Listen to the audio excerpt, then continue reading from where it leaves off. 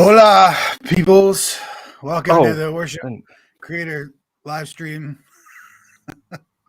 Yes, Cameron, do you have a problem already? no, just I'll assume that stutter was technology, not you. Oh, okay. I don't know what it was. Who knows? Welcome to Worship Creators Roundtable. This lunchtime version. Oh, last time was lunchtime too. We tried to do evening, but then life gets in the way. So the next one we'll try evening. I don't know if we have time. We'll see. That's what we said last time. So today we're talking about Lent and Easter worship, which we didn't know this until recently, is a wildly controversial topic. You wouldn't think so. Bro, You wouldn't not think so. even. Yeah, resurrection of Jesus. It's Easy. That's where people draw the line. Yeah, Pump your brakes. It's really the Lent thing. I don't know. Anyways, that's what we're going to talk about today. If you don't know what we're talking about, then stick around because we're going to talk about it a little. Yeah. So, do we have anything to talk about before we get to that? I don't think we do we? Is there anything big happening this week? You are frozen sometimes. Hey, we can't tell on our end if you're watching and Cameron randomly freezes. Say something about him freezing. That's funny, probably. So we can know if he's actually Wi-Fi. freezing. It would be great to troubleshoot things on this end. See, you're freezing again.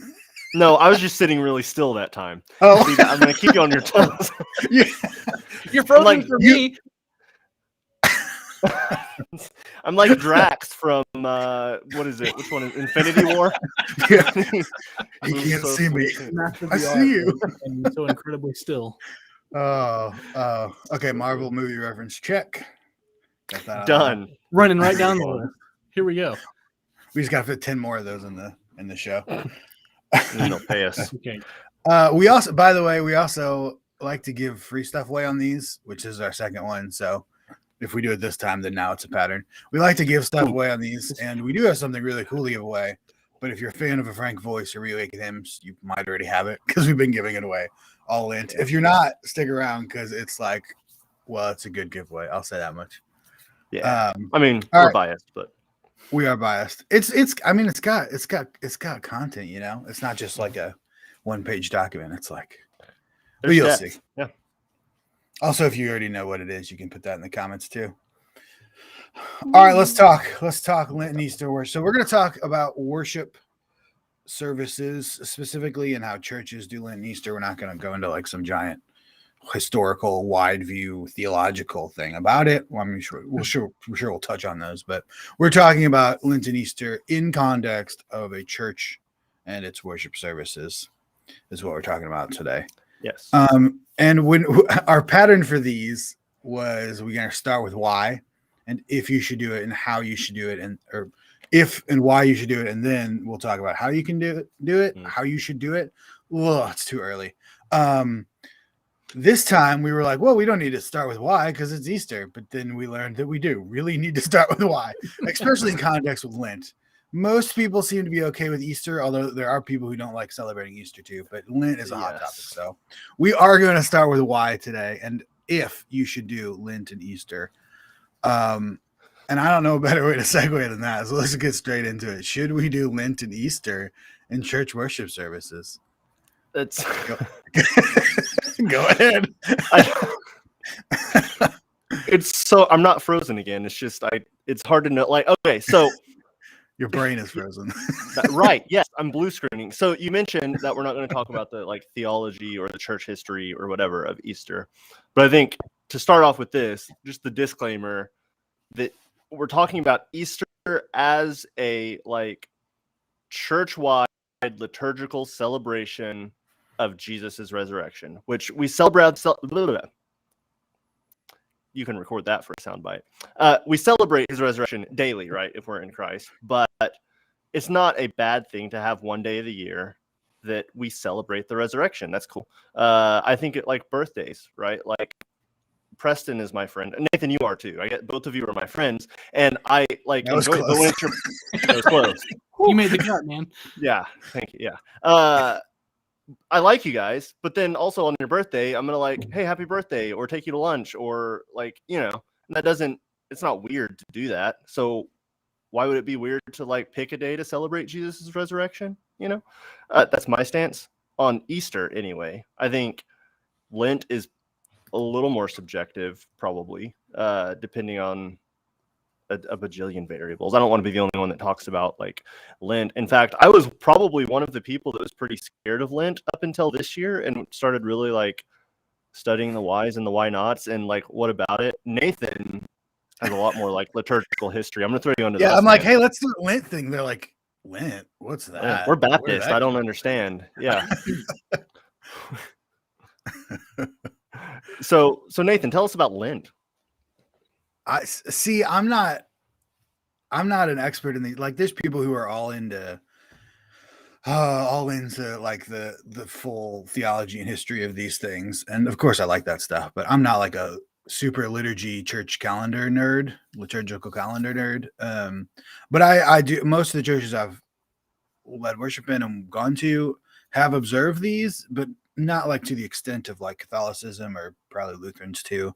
Like there was no mandated fasting or anything like that. Like Catholics or Lutherans, I think they don't do the mandated fasting, but they're definitely really into the liturgical calendar, which is cool. Sure. But yeah, we weren't super into it, but we did observe these things in all the ones I went to. I guess they were all kind of Presbyterian adjacent churches, so maybe that's why.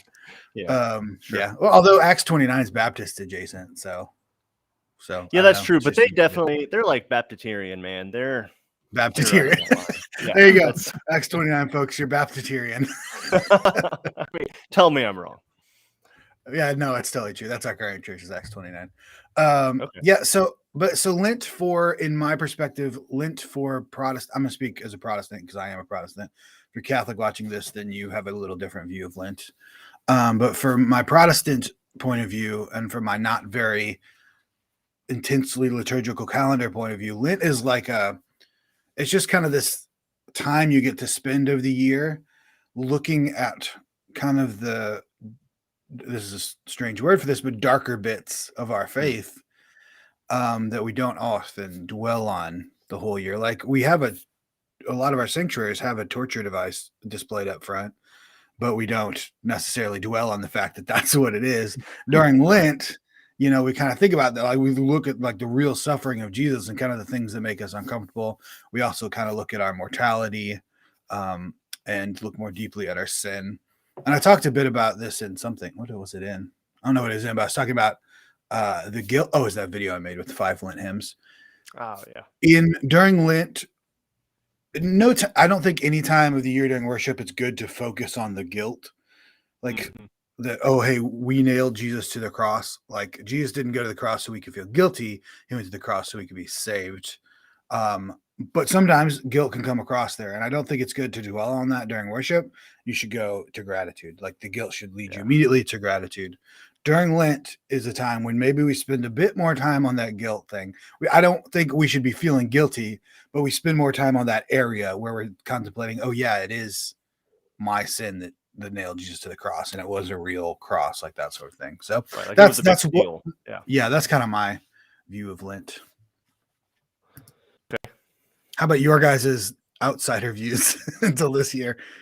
Yeah, I mean, like I said, so I was always kind of the like, okay, hey, Lent is for those crazy people across the pond, like in Italy or whatever. Like that's not a thing that we really think about. Or anytime like I would like talk to somebody that was like, oh yeah, it's Ash Wednesday, or they would like not be at school, like in high school or whatever on Ash Wednesday, like would show up and still have like Ash or whatever. It's like, oh, you're one of those weirdies. But I think my perspective, yeah, right, yeah. My perspective has definitely broadened lately, especially this year. Just like, hey, it's not as weird as maybe it sounds, and there's millions of people every single year that observe it and partake of it, and there are a lot of really, really legitimate reasons to do that. And in fact, this year we're doing like a Lent. We have this little Lent calendar thing that we're doing with our boys. There's definitely like Lent from the perspective of like Protestantism. So there's not as much of the what you'd normally see in like the more orthodoxy religions. And so it's cool. Like, just like, hey, take a moment to think about what you're thankful for, or like observe God's creation. One of the deals, like day 4, we had to plant a little seed and then of like a flower. And then when the flower blooms closer to Easter, then we're going to get to celebrate like the life. And so it's kind of that picture. Everything brings it back to that like restoration, which is awesome, which you're totally right. Like, we don't live in the guilt. We don't live in like the Saturday where Jesus was in the grave. We live the day after when he was resurrected. And so we should live in that. But Lent is a good reminder of like ultimately what got us there. I've talked a lot. Preston, what do you think? Honestly, I never really had a lot of opinions about it in general. I think I landed a lot in the same place that Cam did, in that, like, well, again, I just never really thought about it. It was something that I saw the Catholic people at school show up with ashes on their forehead, and every year I would forget what that was and ask them what was on their head. Of course, very insensitive, as I'm good at. It's like, man, your dandruff is really acting up today. Have you? Right? Yeah, that's a weird color for that to be. You should. So sorry for the irreverence. Then you'd have the people that are like, well, what are you giving up for Lent? I'm like, I'm not Catholic, nothing. Like, I enjoy my chocolate and fast food and whatever else. Meat. I think it's meat. Okay. Yeah. Fish fries on Friday. See, so like I said, I know very little. You have no idea. But again, like, Cameron said, for me, looking at it a little more this year, and a lot of that is just because he and I spend so much time together, has been kind of a process of like, okay, what actually is Lent? Because I've never paid attention to it. And learning a lot more about, Nathan, what you've lived with and what you've grown up with, in that, like, hey, this is the like time of remembrance for those things that we don't necessarily like pay attention to every single day during worship, or every Sunday during worship. It to me, it bears a little more resemblance to Lord's Supper at whatever frequency we take that. Like, it's a time of deeper remembrance, why we're worshiping, who we're worshiping, what got us from there to here. Yeah. Why don't we turn it over to Spencer? Spencer from Leading Worship Well. Hey, why don't you let us know? Hey, there we go. There he is, right there. Look at that. That was really fast. Wow. That's incredible. I know. Spencer, you're on it, man.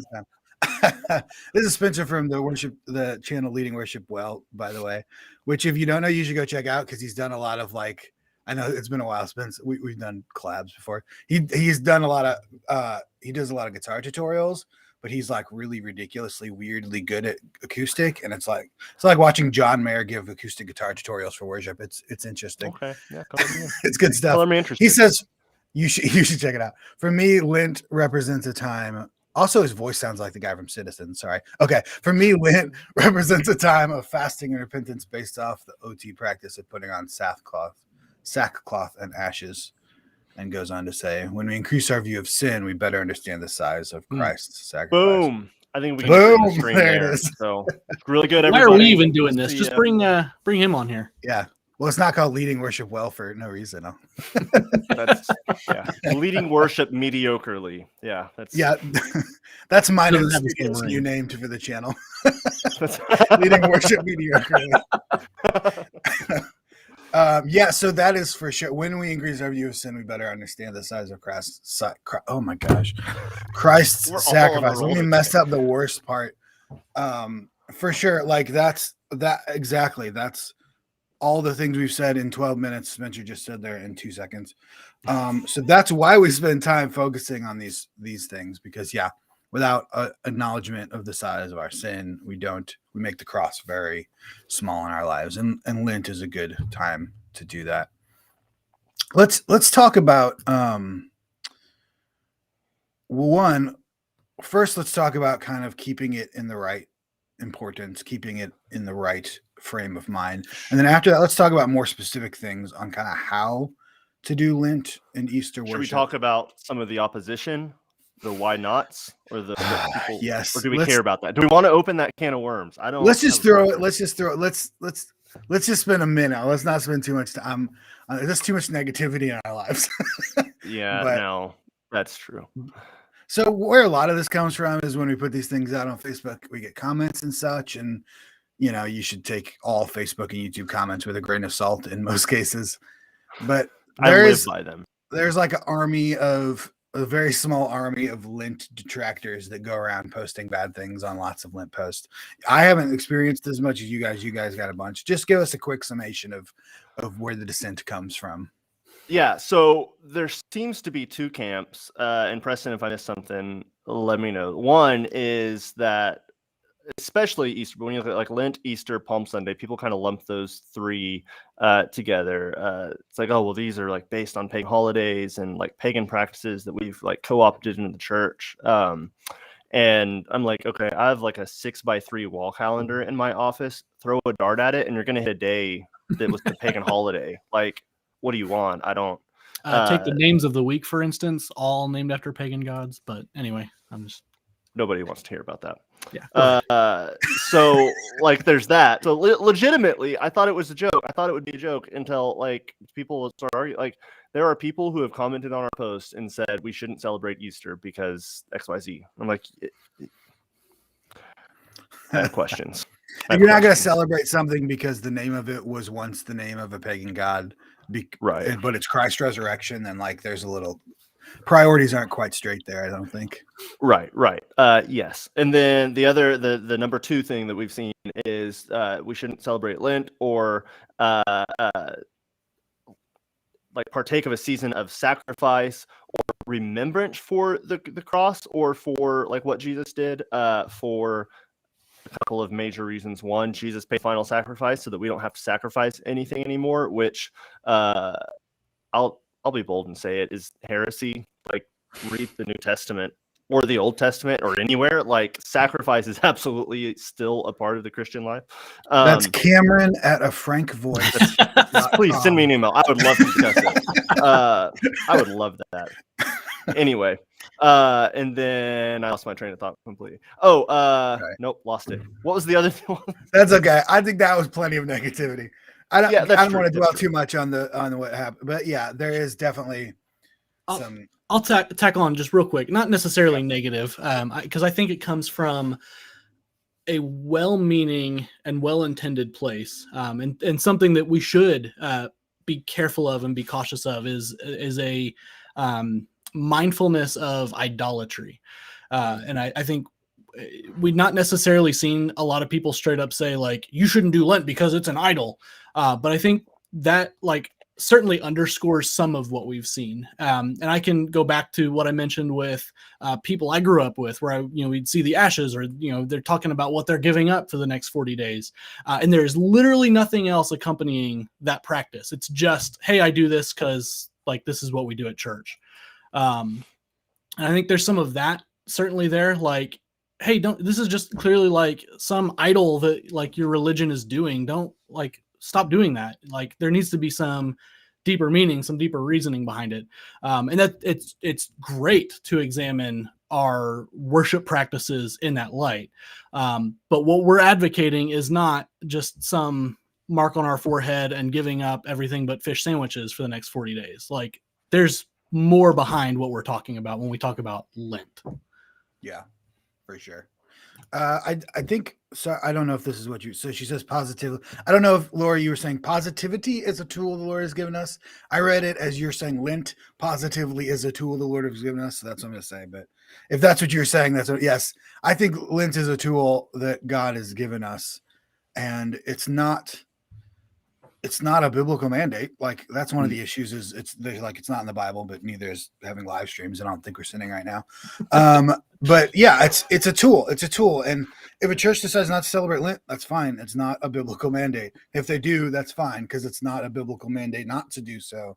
So, right. I would say it is a tool, and that leads us into right importance. So I think one thing that does happen in the church, as we just talked about with idolatry, is that Lent and Easter can become too much.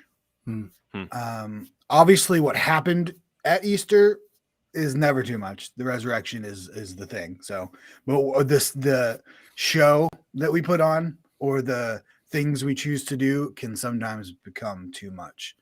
So we're going to talk about it, but I really want to hear your guys' comments on this. And if you're watching this after the fact and it's not live, still please leave your comments in the YouTube video and the Facebook post and etc. But I think everybody in churches has experienced this with both Easter and Christmas, that it sometimes just turns into a big show and we lose something important. So let's talk about that. Let's talk about how do we keep a celebration of one of the greatest things to ever, I shouldn't say one of, well, I was doing the cross and resurrection, of one of the two greatest things ever to happen in history. It's hard to say, hey, you made too big of a deal out of this. But I think we can, because when you make too big of a deal out of it, sometimes you lose the fact that, hey, this is about the resurrection. So what do you guys think? How do we keep this of right importance? I can't see Cameron moving, so I don't know if he's trying to talk or not. Still frozen for me. No, oh my God. You go. We need a network guy in this church. What's happening? Yeah, this is going to be weird coming from someone who is currently doing a live stream about worship, but like, I am a strong advocate for less in the church, less like tech, less production, just less like in general. He's also a tech guy at his church, by the way. Yeah, it's true. Yeah, the network guy I mentioned. Don't tell anyone. Anyway, I very much adhere to the like keep it stupid, keep it stupid, simple, keep it simple principle.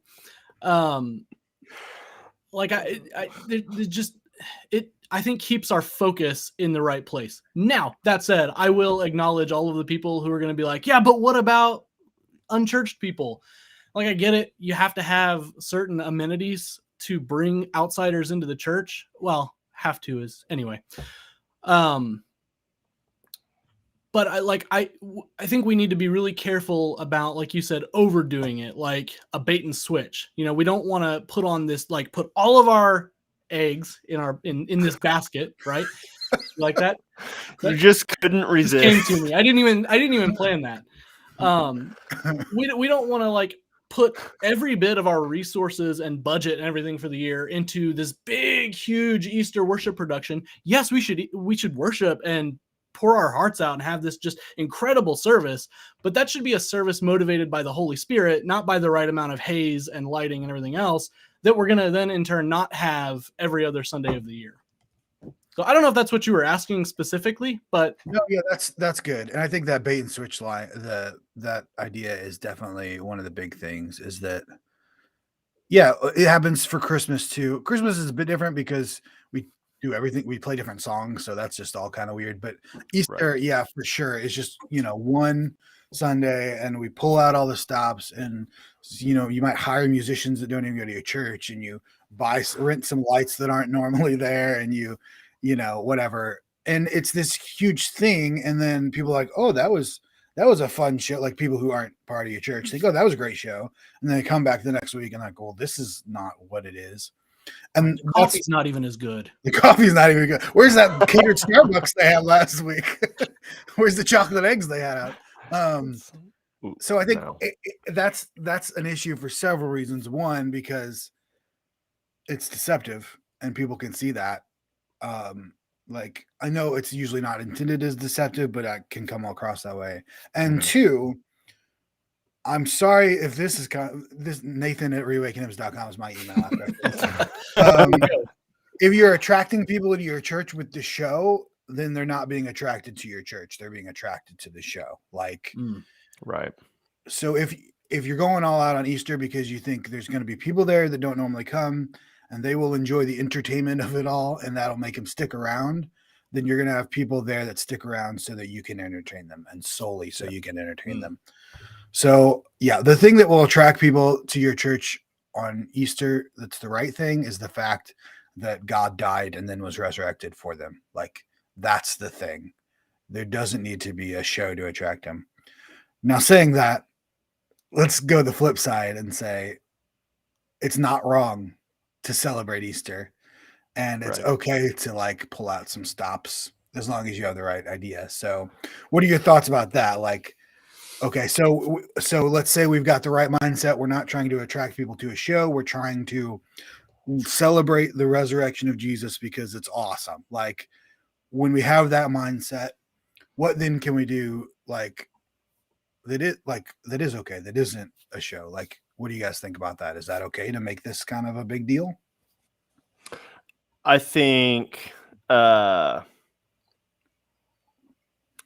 like what can help inform the practical side of that is like continuing to focus on that why that we just talked about, right? Like, is the focus Jesus?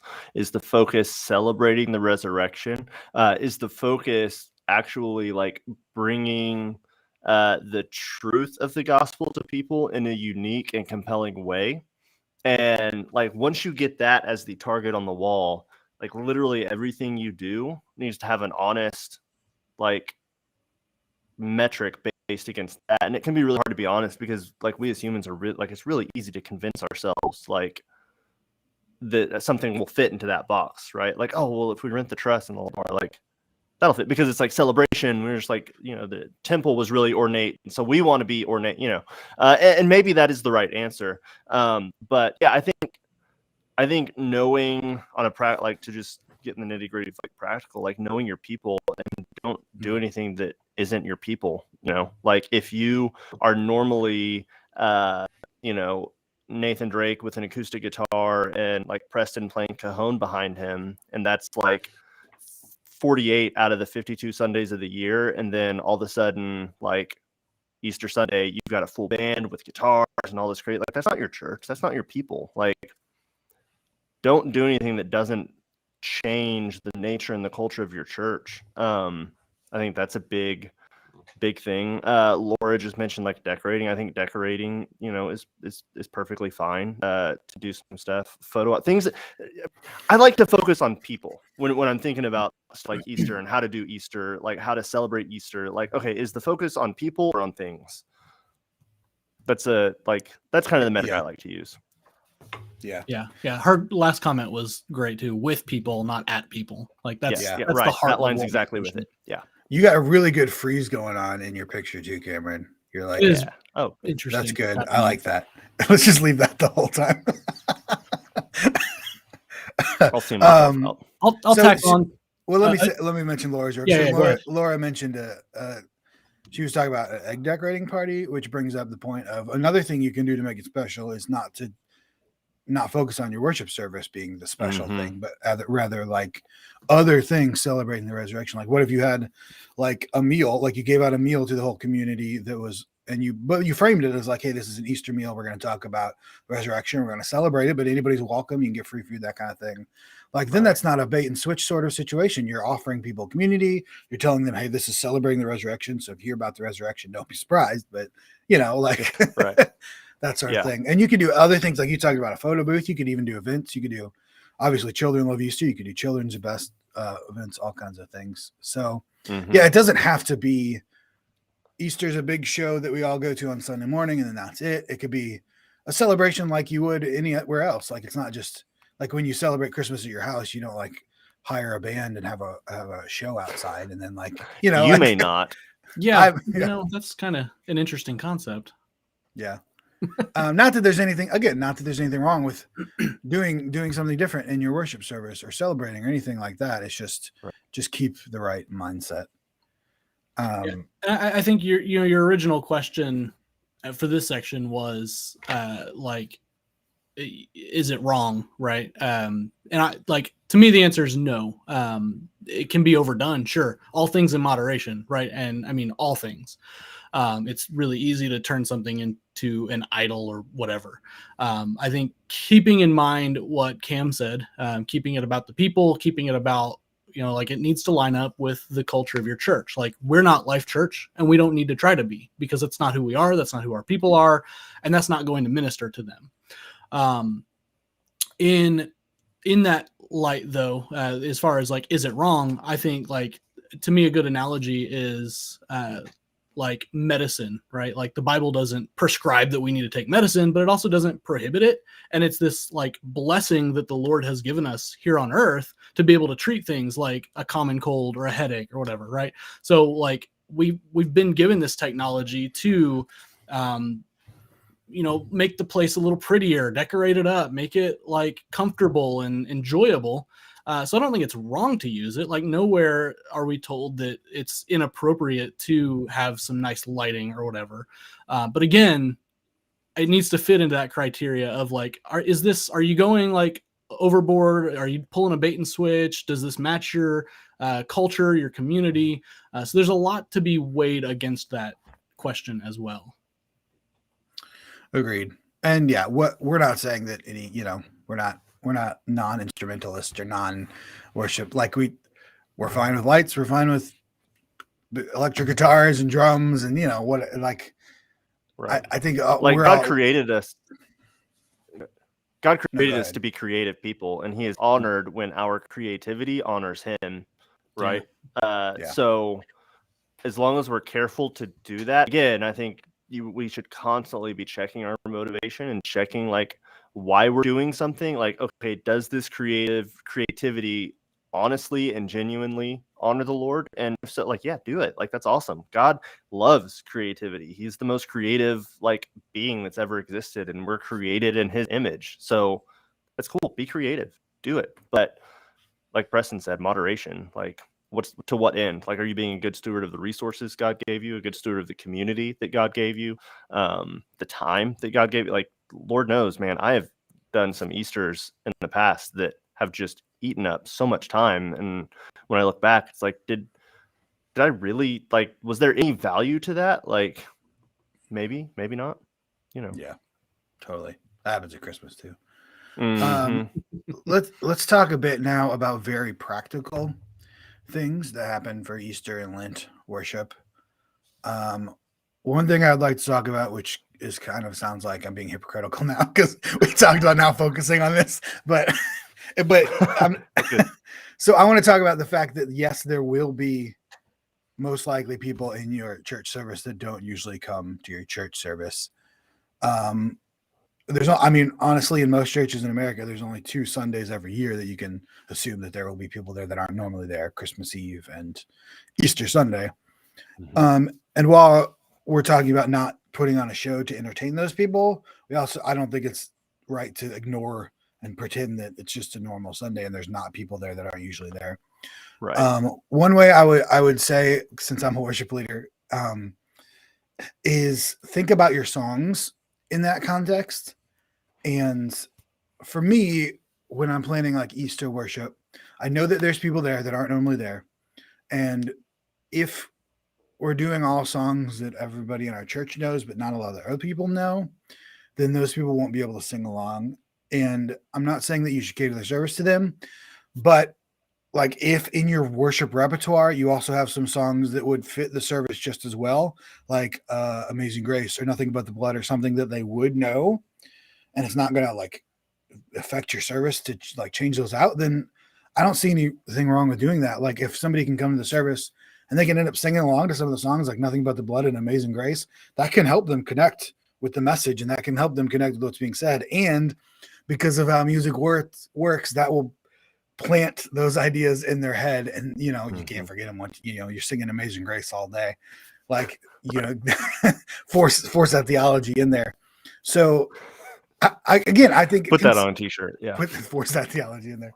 Consider the fact that these people are going to be there and they probably don't know, Do It Again or whatever Easter song you're doing, or, and again, don't not use that song because they're there, but consider that they are, and that, hey, maybe if we throw some songs they know how to sing in there, that could be beneficial to them, like in a good heart way. Mm-hmm. I think too, not just the recognizability of the song, singability, whatever, but also like some of the well, Cam, you had a great example when we were talking about the other day when it was just the 3 of us. Don't throw me under the bus. About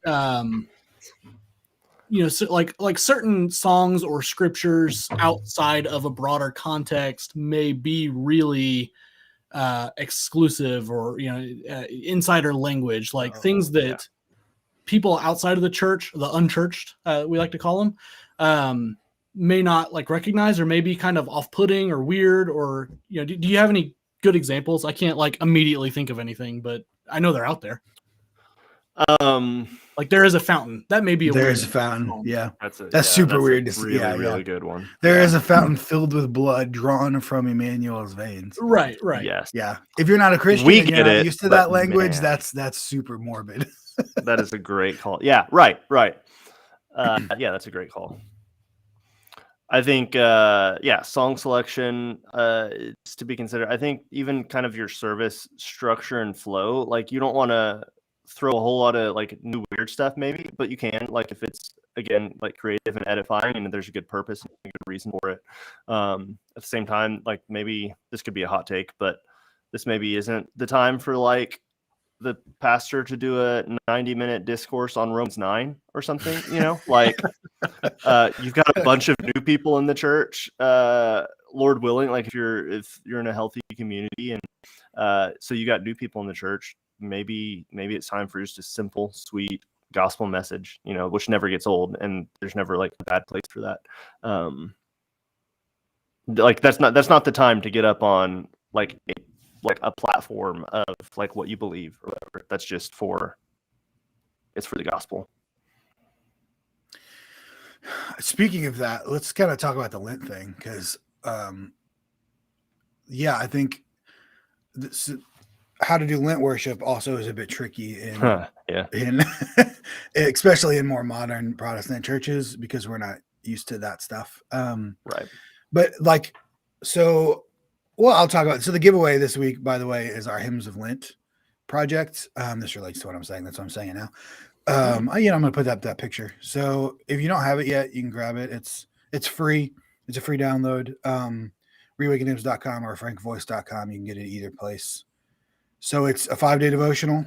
It's a Holy Week devotional, right? Is that true? Yeah, that's kind of how it's built. You can do it. Yeah. I mean, now that we're here, yeah, call it a Holy Week devotional. Then the 5-song album that goes with it, and then if you're a worship leader, guitar playing, you get chord sheets too. So yeah, reawakenhymns.com or frankvoice.com. It's totally free. 5-song album, 5-day devotional, chord charts. So if you listen to the songs on that album or read them in devotional, some of the lyrics are intense. Like Lent songs can be intense because as we talk about, it's time to kind of focus on that intense part. Like He Died for Me is one on there. It's not well known, but the first line is, I saw one hanging on the tree in agony and blood. Like that's intense language. And so much so that I don't really use that song outside of Lent just because it's so intense. Or Stricken, Smitten, and Afflicted, or like you said, There's a Fountain, Man of Sorrows, just the concept of Man of Sorrows, what a name. Like all of these are very intense. Mm-hmm. So how do we make Lent worship not depressing, or should it be depressing, or like, what do you think about that kind of stuff? Yeah, I think you kind of touched on that back at the beginning of the stream. And if you're like kind of just not tuning in or you missed the beginning, I encourage you to go back and watch that. Because Lent is a great season of like, as a reminder of the gravity of everything that happened. And just like Spencer said too, when our view of sin is increased, like our view of Christ's sacrifice is necessarily increased with it, right? So Lent can be a great time to remember that, but we have to like turn that corner into the hope of the gospel. Like if we don't have that, then we're kind of left in despair, which there can be. Like we've done some interesting stuff in the past where on Good Friday, like a Good Friday service ends on a big cliffhanger leading into Holy Saturday. And you kind of experience that same sense of like wondering and unknown that the disciples probably went through. So I think some of that like dramatization is going to be okay, but I mean, I think it's like we're on this side of hope. Like, so I think it's crucial to remember that, and it's crucial to always stand like in that place of hope, if that makes sense. I don't know if that answers your question. I think I got on a tangent. Yeah. Thank you, Preston. I don't know how to make it not do that on my computer, but whatever. Anyway, at least we weren't talking about a serious subject like Lent and Jesus and stuff, you know. Yeah, sorry. Yeah, I like that. So yeah, I think that's also probably a reason why some more modern churches shy away from Lent. Sometimes it's because it's a bit intense and it's a bit intense. I don't know a better word. If you're one of those churches and that's the reason you're shying away from Lent, I would say, don't let that stop you, because it doesn't have to be that way at all. Like, just spend some time focusing on the cross. It doesn't have to be a depressing time of year. But again, as we said, if you don't want to do Lent, it's not a biblical mandate. It's man created, and so that's fine. I like Laura's comment. Sorry. I like Laura's comment that solemn doesn't equal depressive. I think that's really important. We can approach Lent in this season with a mindset and a sense of solemnity that doesn't equal like sadness or depression. And so that's really, really valuable. And I think centering everything again, I'm like a broken record, but if there's something you're going to repeat it, the gospel, like bring everything back to that hope and the restoration that we have in the gospel. And you can do that in a solemn way, like where Easter, we might have the fun and the colors and Easter eggs and kids and everything's awesome, right? And you're wearing your pastels that are all matching and coordinated, and your little kids are in bow ties and stuff. Like, that's fun. But we can also celebrate through a little bit of a season of solemnity. I think that's good. I think there are careful ways to do that. I like that. Laura, gold star. And it is, Matt. I mean, it is there's a reason that like it was kind of created to be a season of solemnity, ending in the most celebratory day of the year. Like it's kind of not the calm before the storm before the calm. Is that a thing? You know what I mean? It's yeah. It's the dark before the dawn. That's the phrase I was looking for. It's the dark before the dawn. To quote the great theologian Rufus Wainwright, it's the minor fall before the major lift. It's that was Rufus Wainwright. Leonard Cohen. Quoting Leonard Cohen. Yeah, that's right. Yeah. Although Rufus's version of that was awesome. Yeah. All right. So this, I will. So I mean, that's most of what I have to talk about. It has been a more theological, abstract conversation than most worship creator roundtables will be. You saw last time we were talking the nitty gritty of live stream, and usually when we'll do this, we'll talk the nitty gritty of stuff like live streams and sound and picking songs and that sort of thing. But we wanted to talk about Lent and Easter because it is Lent and Easter, and you kind of have to take a big view. So, just if you've never joined us before, this was a little more wide scope theology, philosophy kind of than normal, although we do talk about that with all of them. But what I would like to talk about a little bit more now, since we're there, is boom that. Yeah, so that's our combined effort for Lent. I made the songs on that album, and they wrote the devotionals on the book. Again, 5 songs, 5-song album, 5-song devotional. Speaking to the songs, it is 5 songs that are very good for the season of Lent, and some of them only good for the season of Lent. It's I'm not going to remember what's on it. It's Man of Sorrows, O Sacred Head Now Wounded, He Died for Me, There's a Fountain, and what's the 5th one? What, Stricken, Smitten, and Afflicted? Stricken, Smitten, and Afflicted. That's it. Yeah. Also, it's a really fun stylistic sampler of the full hymns of the Son, because O Sacred Head and He Died for Me are very ethereal pads kind of thing. Man of Sorrows is pretty neutral, modern worship sounding. Stricken, Smitten got a little intense on the heavy metal side. And you always say heavy metal. It's not heavy metal, but what's the word I'm looking for? You won't like my description of it. Yeah, don't say whatever you're gonna say. He said it sounded like Creed, which that's what I was gonna say. It's like about as hard rock as Creed. It's just it sounds like late 90s, early 2000s radio hard rock. It's not heavy metal. Don't be afraid. Don't be afraid of it. It sounds like a lighter Coheed and Cambria song. That's what it sounds like. Which is also called Creed. No one. Okay, this is the hot topic of the live stream. In the comments, I want to hear if you think that lighter Coheed and Cambria and heavier Creed sound anything like each other. They do. They totally do.